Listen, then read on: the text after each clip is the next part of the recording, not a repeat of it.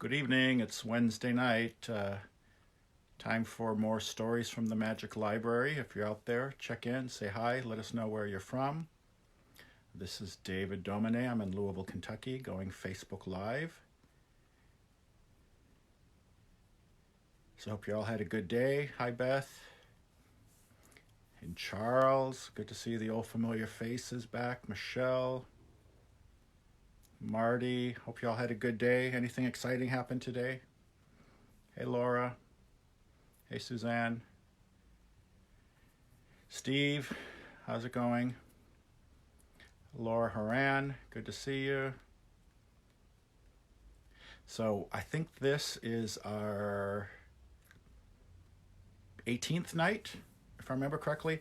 I didn't send out an invite for the event today. I got a little too busy, but if I remember correctly, this is our 18th night together. So 2 weeks and a half, going on 3 weeks. Hey, Sue Gale. Hey, Andrew. Lisa, Donnie, good to see you. Hi, cousin Lisa. So once again, if you're checking in, say hi. Let people know where you're from. If it's your first time, let us know. We like new visitors. And let us know what you're drinking. So we started off drinking bourbon. I switched over again tonight. I went back to a vodka martini. There's Margie. Cheers. And there's Mike Haran, Donetta, good to see you. Stephanie, one of my former IUS students, good to see you. So cheers. So last night, we met more interesting characters in my memoir, my 12th book, Voodoo Days at La Casa Fabulosa. It's about the house I lived in for 8 years in Old Louisville, Kentucky. It's one of the largest historic preservation districts in the country. There's 45 square blocks of old houses. Hi, Nancy. And Diane and Cindy and Pam and Michelle.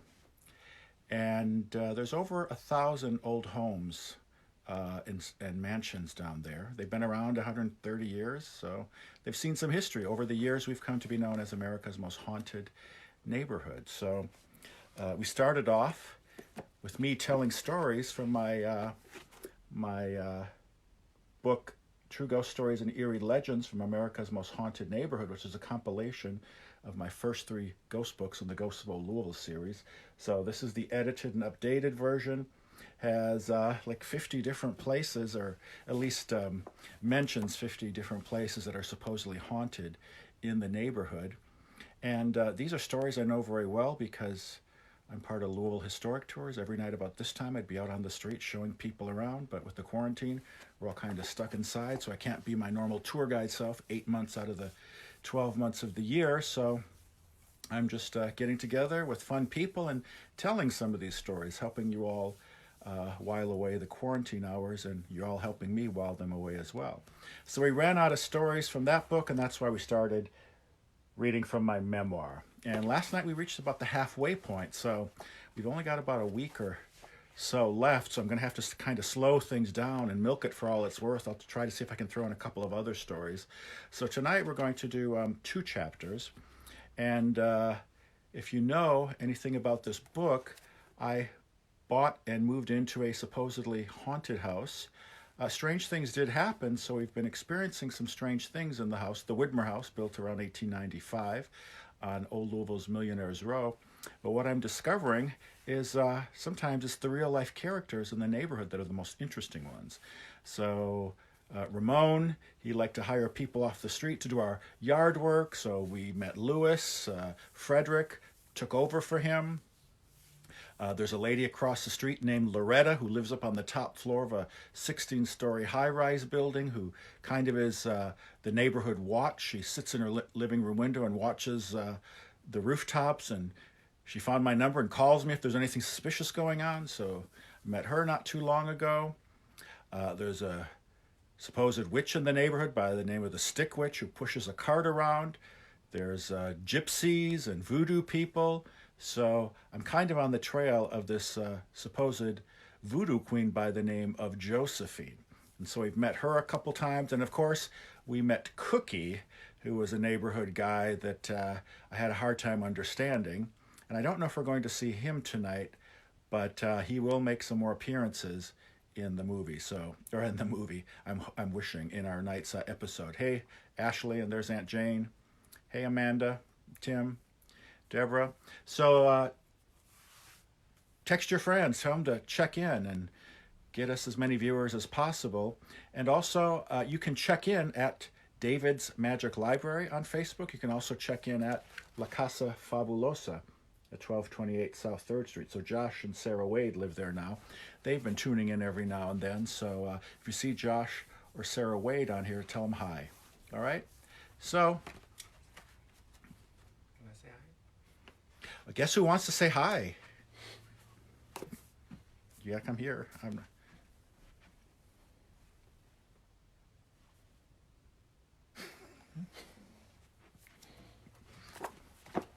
They've been asking about you anyway. People on here. So that was Ramon. He actually came in and was sociable. So let's see if he calls me a hobo tonight in the book. Remember, every time he calls me a hobo, we have to drink. Okay. So I think he calls me a hobo tonight. All right. Hi, Diane and Justin. Hobo. He just called me a hobo, by the way. So your sister Amanda says hi. So there was the first hobo. Hey, Joanne Klein. Good you're here. Good you're here. All right. So last night we left off with a chapter that was called Goats. And if you remember, weird things were happening in the house. I was up on my office on the 3rd floor, just sitting at the desk trying to find out something about gypsies in the neighborhood. And we found out there was a rich gypsy history in Louisville back up to the 20s and 30s. Louisville was like the gypsy headquarters of this part of the country. And we learned that at least twice a year they would congregate on the banks of the Ohio River. In the Easter weeks, they would be moving from the southern states in Mexico up to the north, where they'd find seasonal work. And Louisville was kind of halfway there, so they'd camp out, thousands of them. They'd have Easter celebrations. They'd roast oxen and turkeys and pigs and have barrels of whiskey and beer. And for 2-3 weeks, they'd have their celebrations. And then in the fall, as they were returning from the northern months, going to the south, they would do the same thing. But this was always right around Thanksgiving, so they would have their Thanksgiving, their harvest celebrations. But in the 1930s, they had kind of a dispute with the local police, and they pulled up their lawyers and bank accounts, and they never came back like they used to. But for years, they were a regular sight on the banks of the Ohio River. So last night we found out about a famous wedding that was supposed to take place between Prince Hendrik John of Philadelphia and Leader Stanley's daughter. And we read an article from the New York Times, found out some interesting things. So hey, Patricia. So yeah, if you're from out of the country, say hi. Patricia is in Lyon, France. I've got friends from Scotland that tune in, and a lot of Mexican friends. So let people know where you're from. Okay. Hey, Amber. There's another former student from IUS. And if you're a student of mine, say hi. Let people know how you know me. But so when I found this rock just land in my lap, I went to the window and there was this guy down on the street and he was looking up and he was wearing a trench coat. And I had just been reading about this voodoo doctor in New Orleans back in the 1800s by the name of Dr. Beauregard. And I went down and this guy on the street was named Beau, short for Beauregard. His mother was a tour guide in New Orleans. And he was tall, he had a long trench coat on, and Doc Beauregard had long hair that was kind of woven together, and he had owl skulls in it, he had bones, chicken bones, gree bags and things, potions and all kinds of things. So I was fortunate to find that Beau didn't have any of this stuff in his hair. But he had an aversion to doorbells, and whenever he came to see me, he would always throw a rock up at the window, and if the window was open, he had really good aim. It would land inside. So he had told me a story about this one-armed ghost he had discovered, and his mother had seen it, and so he asked me to do some research to see what I could find. And we went off on a little kind of midnight ramble through the neighborhood, and where we left off, I kind of got knocked down by a goat. Okay, and It was a cliffhanger. We don't know it was a goat, but yeah, I was standing there and all of a sudden I just fell down, and that's where the chapter ended. And the last line was, "But before there was time for coincidence to sink in and make me shudder, something struck me from behind and knocked me to the pavement."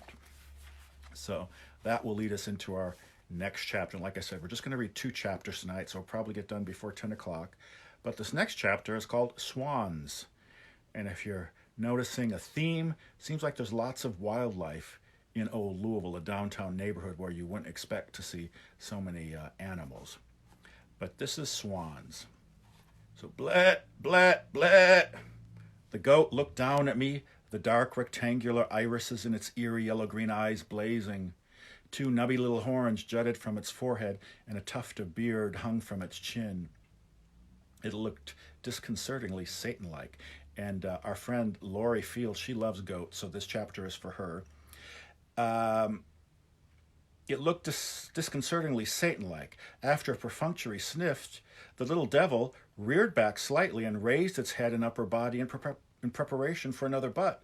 Apparently, it wasn't satisfied with the job it had done already and wanted to deliver the coup de grace.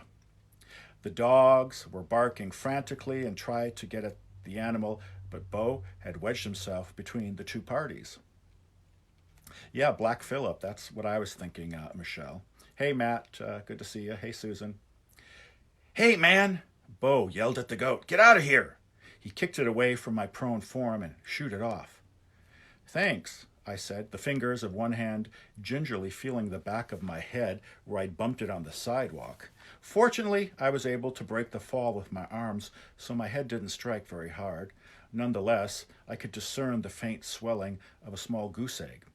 The dog's leashes were tightly clutched in the other hand yet. That crazy old goat came out of nowhere and got you in the back of the legs, said Bo. He reached down and helped pull me to my feet. You better be careful, I warned, looking around as I dusted off the seat of my pants, because... And then there was a clicking sound of rapidly approaching hooves, and Bo suddenly lurched forward and tumbled to the ground. The dogs erupted in another pandemonium of baying, and it was now my turn to give Bo a hand up. He quickly jumped up to his feet and turned on the goat, which in turn lowered its head and emitted a mulish bleh. Bo ran toward it to scare it off and yelled, Get out of here right now! The goat twirled around with a clatter of hooves and retreated down the sidewalk before disappearing in the driveway between the Fraser house and the women's club. I looked back in the direction the goat had returned from, waiting to see if Josephine would be chasing after, but it soon became apparent that no one was in pursuit. All was silent, and then a forlorn bleat echoed off in the brick walls on either side of the driveway that had swallowed the goat. I looked at Bo. You think we should go after it? I asked. Or he asked, actually. You think we should go after it? He asked. Well, it can't be running the streets of old Louisville, I said. It might get hit by a car or something. I assumed it was someone's pet goat that just got out, actually. So let's go find it then. He led the way to the goat's hiding spot. Dumbass goat, he mumbled. Large, inky shadow sliced through the darkness and lay across the thin strip of asphalt that was the driveway. To the rear, the light from a wrought iron lamppost softly illuminated a manicured courtyard and spilled out over a section of the driveway. Carefully, we guided ourselves to the back of the mansion known as the Fraser house, where the dim light afforded more visibility, mindful of the clack of cloven hooves that would herald the advent of another caprine assault. I don't see that crazy thing anywhere. Bo inched slowly forward as his eyes scanned the gloom. Where'd that dumbass goat go? I pointed at the expanse of wrought iron fence that sealed off the garden and connected the back of the mansion to the women's club. Well, that's the only place it could have gone, I said. So it must have squeezed through the bars on the fence and be hiding in the garden behind the house. Bo drew near the gate, grasped the railing, and leaned forward. Hey, goat, where are you? He yelled. He paused for several seconds and listened, but no response came. I joined him at the metal railing and pointed to the spot where I thought the goat had gone, and I peered over. After several yards, another section of wrought iron fencing cordoned off a small memorial garden with a sculpture in the center. He's got to be there somewhere, I said. How do you know it's he? Bo looked alarmed. He obviously didn't like to be left out of the loop. I'm assuming, with horns and all, I said, but maybe it's a she. Call it whatever you want. I don't care. He is fine by me, Bo said. I only thought you knew something I didn't know. I scanned the backyard for a sign of movement, but all was still. A brick carriage house flanked the rear of the property, and with the light that spilled over the fence from the house to the south, I squinted to make out the details of the facade. On one side of a set of double barn doors painted black, a shape caught my attention, and I pointed it out for Bo. Hey, see that? I said. It looks like a dog's head carved out of stone. His eyes searched a bit, and then he nodded his head. Oh, yeah, I see it now. Then he cocked his head to the left and pointed. And look, right next to it, there's another head of some sort. I can't tell what it is, but I don't think it's a dog, is it? Wouldn't it be a hoot if it was a goat's head? I said, smiling, despite the weirdness of it all. Oh, man, that would be creepy, he said. Maybe it's a sculpture that comes to life during the light of the full moon. And that's why we can't find it. It changed back to a stone and disappeared, he said. Maybe, I said diplomatically, but chances are it just found a good hiding spot. Well, let's go find it then, said Bo. He pulled himself up on the fence and straddled the top. I don't know if that's such a good idea, I said. Why? Balancing on the fence, he looked down at me with a curious grin. Because it's trespassing, I whispered. So you're going to tell me you've never trespassed before? With a minimal amount of effort, he swung a leg over the top of the fence and slowly lowered himself down on the other side and stood to face me, the bars in between us. I heard you on the radio the other day when they interviewed you about chasing down these ghost stories, and it sounds like all you do down here is trespass. So come on. I started to stammer a protest, but then I realized he had me. Oh, I suppose. I tied the dog's lead around the base of a spearhead and commenced the arduous task of heaving my bulk over the fence. On the other side, I sidled up next to Bo, and we had to top another fence before we could enter the garden. Gradually, we moved out of the soft glow of the lamppost and into the shadows of the periphery of the courtyard. Goat, he whispered. Where are you, Goat?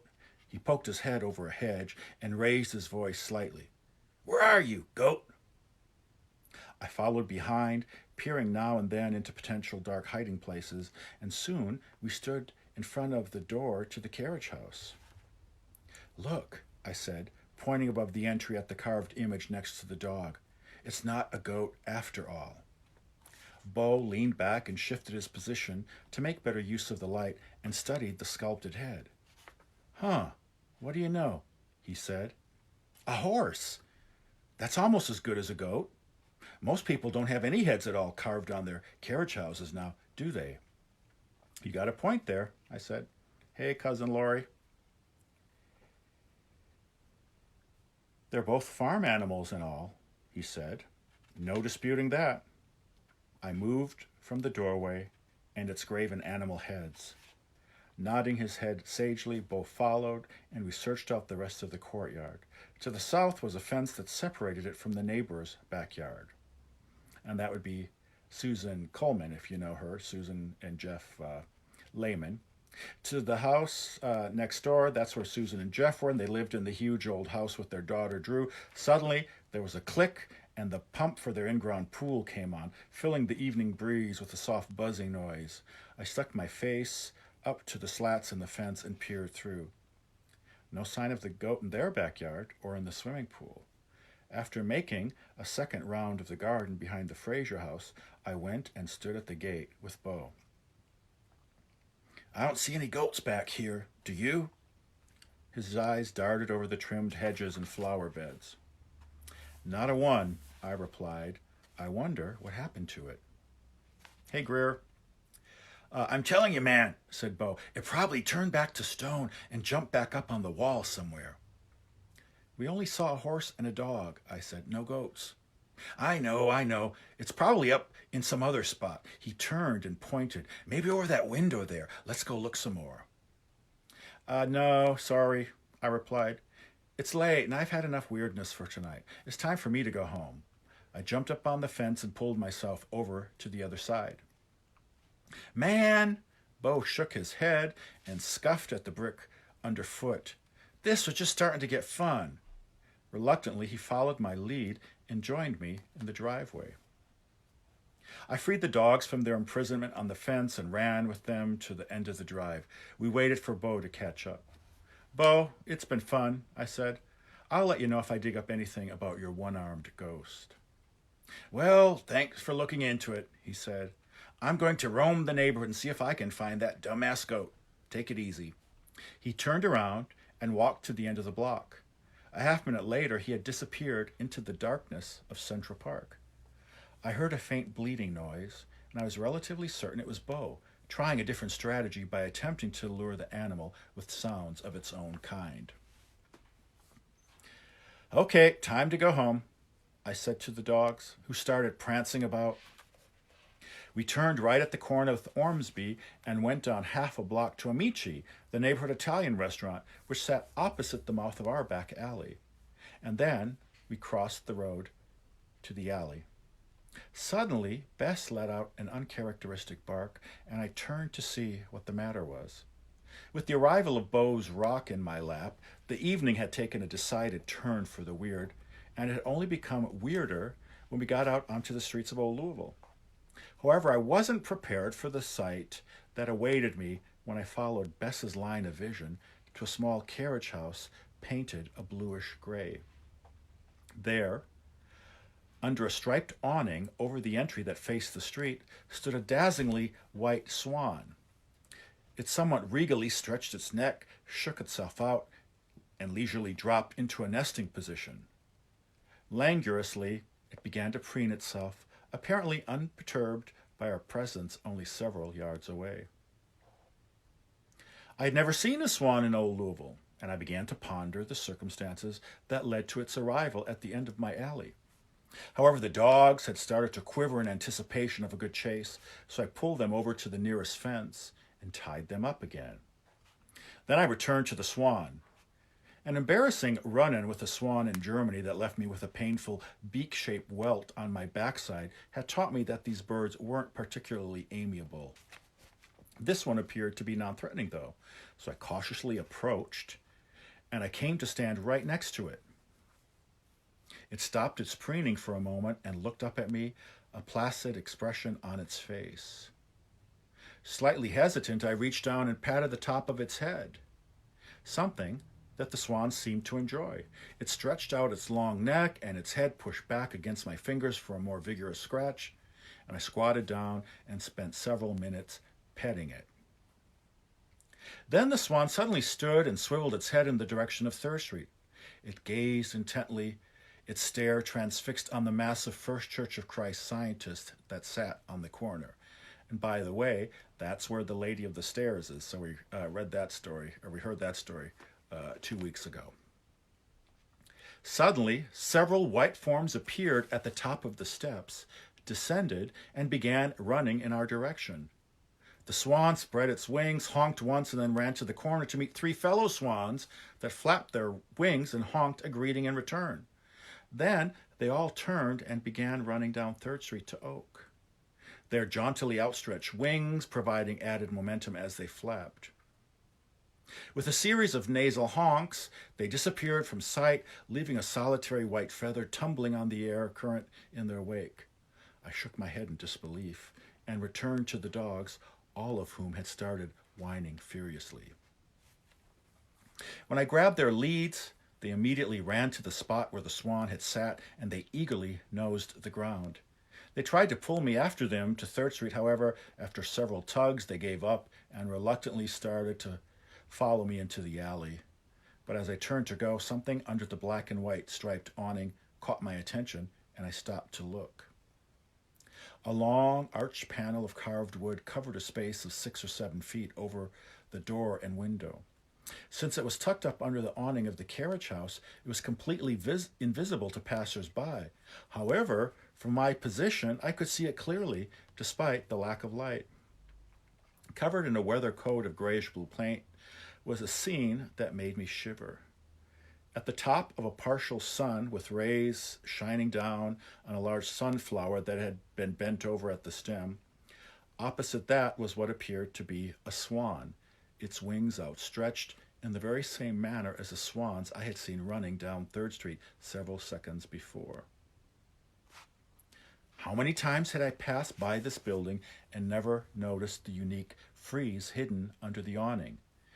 It had to have been thousands of times, I estimated, and I had no way to calculate the chances of finding a live swan sitting under the image of a carved swan in a neighborhood that didn't have a single resident swan, as far as I knew.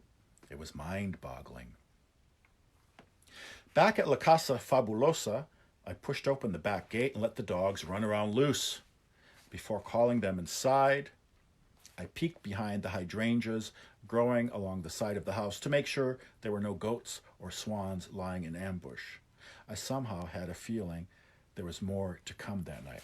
And if you remember, during the last reading, I was going by Spalding University, walking home from the gym one day, and I just had this weird feeling that there was something behind a bush next to the library building. I went over there and looked behind the bush, and there was this kind of dodo bird-like creature.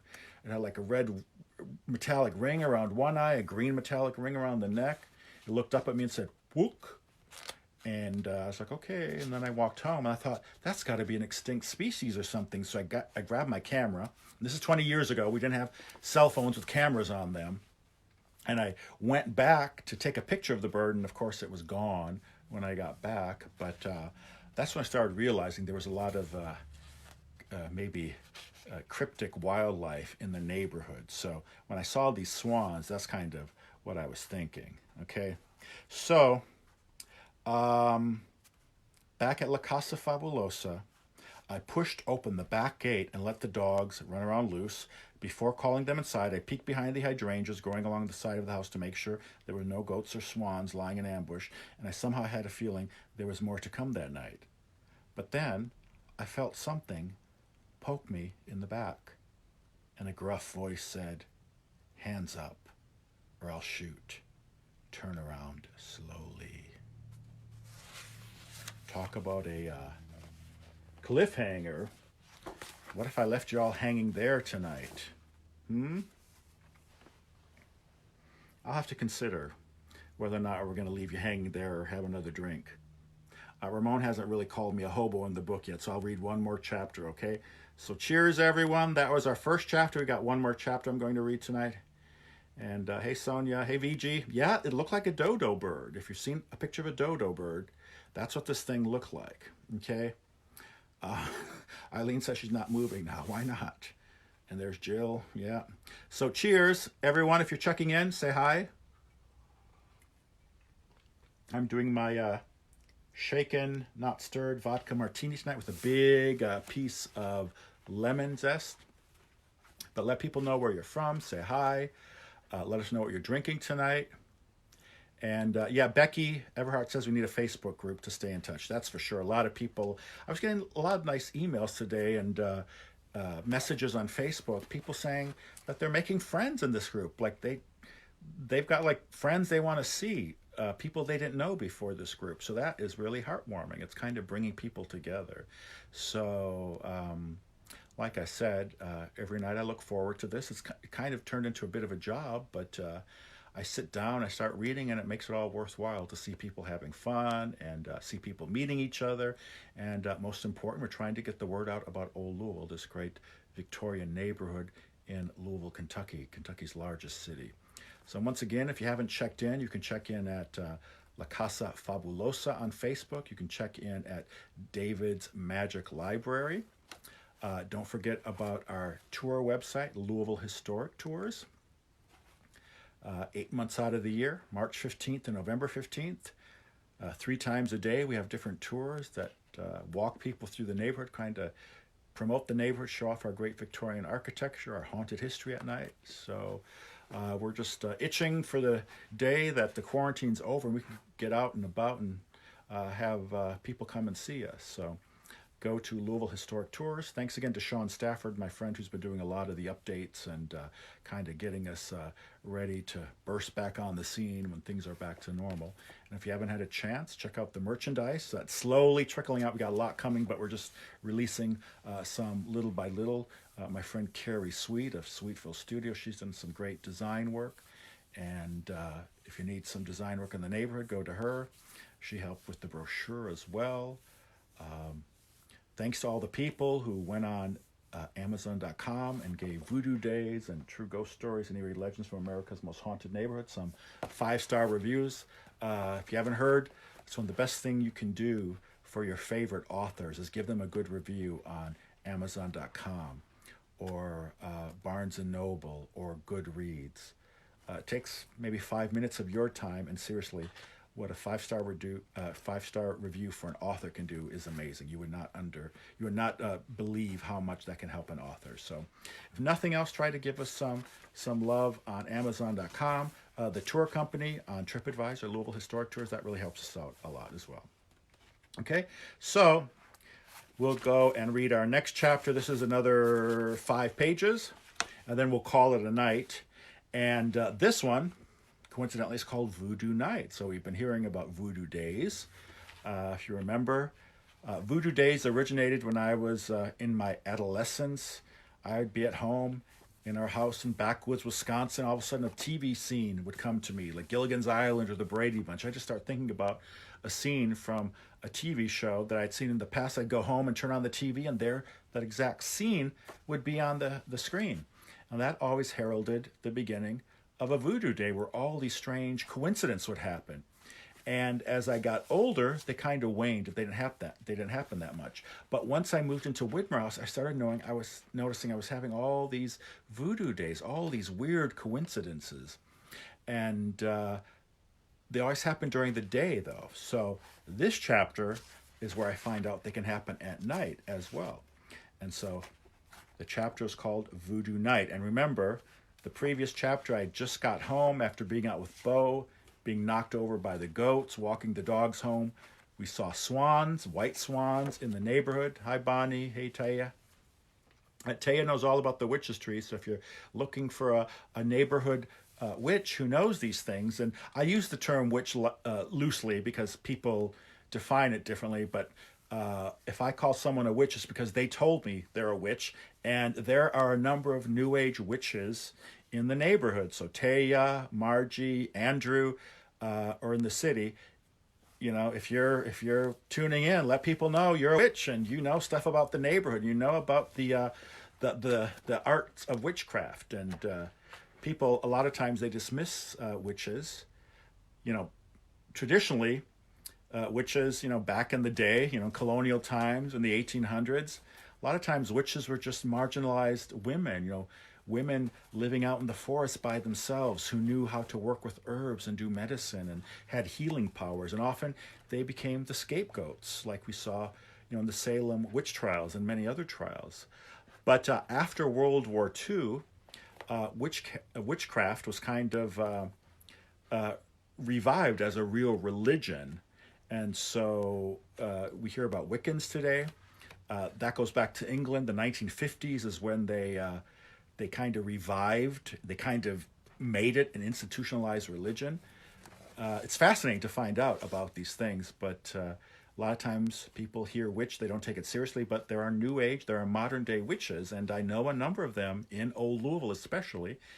And there are witches who operate a Facebook page about the witch's tree, which we heard about. And so if you want to find out anything about witches in the neighborhood, just let me know and I'll put you in touch. Like I said, Margie Cook, Andrew Jason, Taya Luxor, they are self-proclaimed witches. And I've met others. A lot of times witches, they say, are only female. Men are warlocks, but I've met a number of people, guys who say, no, I'm not a warlock, I'm a witch. So Joanne Klein says, yeah, we're here. So if you see some of the comments, you see a person professing to be a witch, say hi and say, let me know what you know, okay? So I had just gotten home. let the dogs in, and all of a sudden I felt something stuck in my back, and someone said, "Hands up or I'll shoot." Turn around slowly. So I was like, oh, it's the guy who was trying to steal my car the other night come back and trying to rob me. Who knows? But we're going to find out now. So this is our chapter, Voodoo Night. So I almost wet my pants, but thankfully I didn't. When I turned around, Ramon was pointing the end of a wooden spoon at me. His grin quickly disappeared when the furious look on my face registered. "You didn't think I was serious, did you?" he said. "I thought you heard me in the kitchen. I just got back from work." I slapped the wooden spoon out of his hand, and I chased him through the kitchen and butler's pantry, up the back steps, and into the hallway on the second floor. After he found refuge behind a locked bedroom door, I returned to the kitchen and put a pot of water on the stove. Overhead, the door opened once the coast had cleared, and Ramon leaned over the railing of the back stairs. "I'm going to bed," he said. "It's late and I have to get up early in the morning." "Hey, did you see any swans running down 3rd Street when you got home?" I said. Although I couldn't see his face, his expression was visible in the inflection of his voice. "Swans?" "Yeah, 4 of them, running down toward Oak. They were white." I listened to the silence. "Swans running toward Oak Street." He chuckled. "Have you been drinking?" "No," I said, "but there were 4 swans on 3rd Street. I think they were having a birdie convention at the First Church of Christ Scientist or something." From above, there was more silence. "Me no see no swans tonight," he said finally. "Okay, just checking." I grumbled a bit and then said goodnight. "God, you're such a hobo," he said. "Whatever." Oh, hobo. Got a drink. There's our first hobo tonight.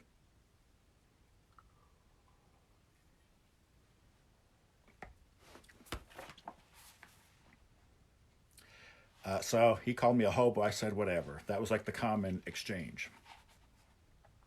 After hearing Ramon's door close, I pulled out a tin of green tea from the cupboard, and as I spooned the leaves into the pot, a low whine filled the air, and I turned around to find Rocky, Bess, and Fritz patiently sitting in a line on the floor, all with expectant looks on their faces. Fritz was speaking for them all. I had forgotten to dole out the customary treats after their walk, and they were still waiting. So I dug out a box of milk bones, gave them each a biscuit and a scratch on the back, and then watched as they trotted into the butler's pantry and jumped up onto a couch to watch television.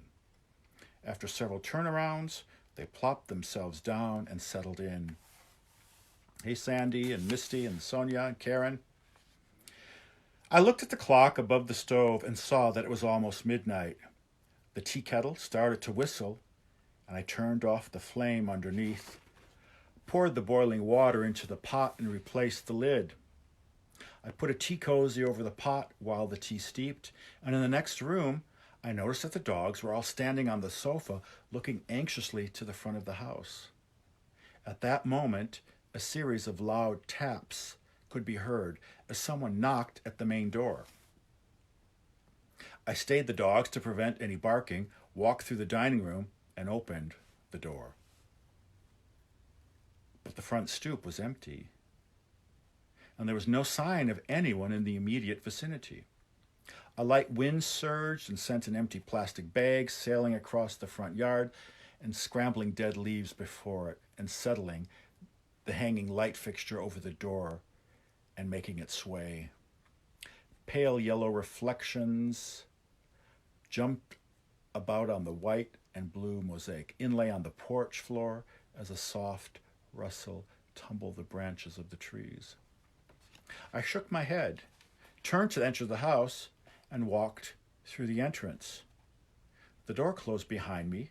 I started for the kitchen when the grandmother clock in the foyer struck midnight. I had recently reset it, so I stopped to count the chimes and make sure that there were 12 to correspond with midnight. On the 12th gong, I started to walk away, but then came another set of chimes. Ding dong. The grandmother clock in the foyer had just struck 13 o'clock.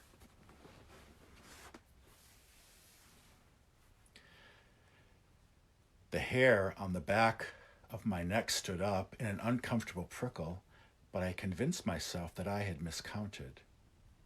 Nonetheless, I kept my eyes on the clock as I backed away and returned to the kitchen to check on the pot of tea. I picked up the pot, poured a cup, and sat down with the dogs and flipped through the channels on the TV. As I sipped the hot tea, a nagging thought in the back of my mind kept telling me something wasn't quite right, but I couldn't put my finger on it. I was only able to identify the quandary when I drained the last bit of tea from the cup and returned to the kitchen for a refill. The quilted tea cozy I had put over the pot to keep it warm was gone. When I had poured that first cup, it was gone already, but I hadn't registered it until I went back into the kitchen and saw that it was missing. I searched for 10 minutes and I never found that tea cozy. Several dirty plates were stacked in the sink, so I decided to wash them by hand before returning to the dogs and the TV in the butler's pantry. I picked up the drain basket and fidgeted with the thing on the bottom so it would prevent the water from draining away when I filled up the sink with soapy water. However, when I pushed it down into the drain and opened the tap, the water filtered through to the pipes below. I wasn't terribly surprised at this turn of events, however, because drain baskets are, to my mind at least, one of the great mysteries in life. When you want them to plug the sink so you can wash a couple of dirty dishes at midnight, they invariably stay open. When you want them to stay open so you can rinse off a bunch of grapes without all the water collecting in the basin, they will close. Of that you can be sure. For me, it's always been a crapshoot, so after the first time, I tossed it back again and ran the water. It still wasn't closed. So I picked the drain basket up again, jiggled it a bit, and threw it back into the drain. For the third time, it was still open. Hey, Rala and Renee, good to see you. Normally, I get the opened or closed position I am wanting by the second or third try. But on this night, I had a hunch where it was all going. I picked up the drain basket, twisted the thing on the bottom, and tossed it back into the sink before turning on the water, and it was open again. I tried it 9 more times, and each time the drain basket remained unclosed. A total of 13 tries. When I repeated the process for the 14th time, I was already positive of the outcome long before the metal basket settled back securely into place and produced an effective seal that allowed me to finally fill up the sink and wash the dishes. I looked at the clock and it was going on past when several loud knocks sounded at the front door again. Oh, not again. I darted through the dining room and across the foyer and yanked open the front door. Again, not a soul was in sight. I ran down the steps and looked down both sides of the house, but the shadows revealed nothing. A fat drop of rain splashed the front window with a splat, and several more followed, pelting me as I took cover under the porch. Soon the pavement of 3rd Street glistened with a silvery coat of wet, and the sidewalks were slick and blackened with rainfall. Yeah, Joanne, 13, lucky number. Actually, 13 is my favorite number. 13 and 7 are my favorite numbers. So, as I closed the door behind me, the grandmother clock struck the half hour, a melodious dong, dong, echoing softly off the walls in the foyer, and my hands went up to cover my ears and shield them in the event that the clock should decide to emit another series of 13 chimes. La la la la la la la, I sang out loud as I scurried by. I can't hear you, I can't hear you. I rushed into the kitchen and poured myself another cup of tea. As I returned to the teapot to the counter through the back window, I noticed a vague form standing in the alley. I leaned closer to the window and peered outside. I couldn't be positive, but it looked like a male, and there was a dark hood over his head.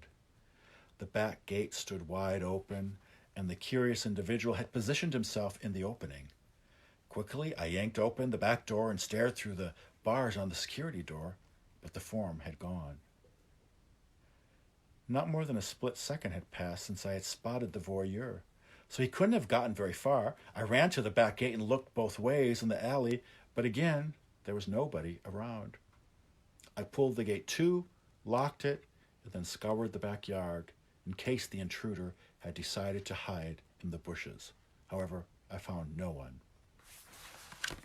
As I trudged up the steps on the back stairs, I once again had the niggling sensation that something wasn't quite right. Once I was inside, behind locked doors, it finally dawned on me what had not seemed right. Last I knew, it was pouring outside, but there wasn't so much as a single drop of rain in the backyard. I quickly opened the back door and looked out. Everything was dry. When I ran to the front of the house and gazed through the window in the door, however, I was witness to a virtual downpour. Out on the porch, rain pattered the roof and splashed the edges of the steps as I stood and watched 3rd Street take a good soaking. When I ran through the house and exited the back door, everything was high and dry. This cannot be happening, I thought to myself. Raining in the front yard and not raining in the backyard, that was crazy. Once again, I went to the front door and looked outside. Rain still came down in a steady stream, and it even seemed to be gaining in intensity. I turned around and I walked out the back door. There wasn't a drop of moisture in sight. I went down the steps and followed the walkway around the side of the house to see where the rain began. About halfway there, where the dining room jutted out at an angle from the rest of the house, I could see where the light gray concrete of the sidewalk suddenly changed to a slick black. When I looked up into the glare of a street light on 3rd Street, I could clearly make out individual droplets as they plummeted to the earth. When I turned around and stared at the light flooding in the back alley, I could see none. I stepped over the rain-soaked line and entered the downpour, listening to the faint rumble of thunder in the distance. Before my clothes could get wet, I smiled and crossed back over into the fairer side. Despite the improbability, it was evident that one half of Widmer House was in a rain shower and the other half wasn't. Remembering my conversation about the yellow monkeys with Frederick, in that very same spot, I felt a wave of gratitude surge up inside me. How many people could say they had stood directly under the edge of a storm cloud and had walked into and out of the rain at will? I thought about calling someone and sharing the details of this weather-related phenomenon, but then I decided against it when I looked at the clock and saw how late it was. They probably wouldn't have believed me anyway. Instead, I walked back over to the rainy half and checked the hydrangeas for goats or swans. Finding none, I returned to the house and had another cup of tea. When I returned to the 3rd floor to putz around on the computer, I checked the windows over the cushioned bench in my office, and it was still raining in the front yard. I closed the windows. When I walked to the door that led out to the deck on the rooftop back of the house, I could see that the rear half was still clear. However, when I looked down to the alley, I was startled to see the strange hooded figure looking up at me again. He was farther down the alley than before, but I could tell it was the same person. From my vantage point, it appeared that this figure was wearing a dark cassock as well. When he saw that I had spotted him, he turned and disappeared in the shadows between the two houses. Despite the creepy hood that prevented any look at the figure's face, I told myself that it was a homeless person looking for a place to sleep that night, and I returned to my desk. Rain splashed against the window behind my chairs while I surfed the internet and snooped for more information about Voodoo in Louisville. I wasn't able to find anything much. However, I did make an interesting discovery, a startling discovery. The most celebrated holiday on the Voodoo calendar, I learned, was the 24th of June, known as St. Jean's Day. I looked at the calendar, and it was the 24th of June. So not quite a cliffhanger, but that's where we're going to leave off for tonight. So tomorrow night we'll pick up and have another interesting encounter from a neighborhood strange or eccentric person, and more spooky things happen in the house. So we are at what? About page 167. So, like I said, we've only got about 120 pages left. So, we're over halfway through the book. So, thanks for turning in for our nightly installment of Voodoo Days at La Casa Fabulosa, my unconventional memoir about life in a supposedly haunted house in Old Louisville, one of the largest historic preservation districts in the nation. And if you've got any questions, send me a message or call me or let me know. In any case, it was great hanging out with you tonight. Look forward to seeing you tomorrow night at 9 o'clock. Spread the word. Bring your friends. The more people we get watching, the more views, the more it helps us spread the word about the neighborhood. So, hey, Claudia. Claudia is Sean Stafford's mother, by the way.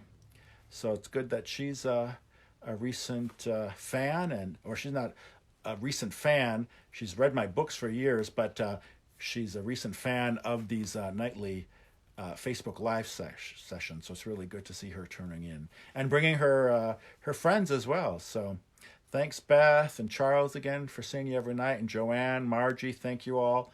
So I look forward to seeing you tomorrow night. Have a very restful night, and thanks again for tuning in. Like I said, you all think I'm helping you out by getting online every night and telling you some stories. You're helping me get through this all. So thank you very much. Patricia, good to see you. And Tom and VG Evers, by the way, they're the Pink Palace people. They're regulars every night. Suzanne, she lives over on Park, right across from the park. A lot of the people on here are members of our Thursday night / Tuesday night / Monday night dinner club.